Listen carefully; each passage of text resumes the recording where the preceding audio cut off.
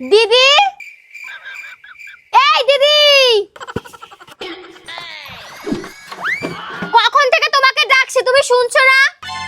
কেন, কি হয়েছে? দেখো তো আমার শাড়িটা কেমন হয়েছে। খুব ভালো, এখন গিয়ে আটা মাখো, আমি আসতেছি।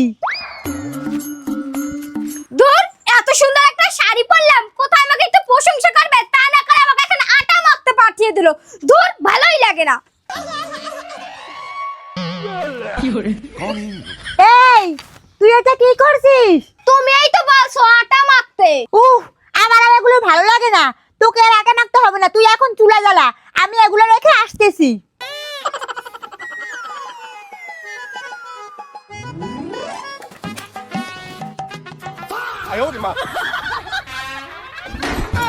এ, তুই এটা কি করছিস? তুমি এই তো বললা চুলাটা জ্বালা। উফ, আমি আর তোকে কিছুই করতে বলবো না।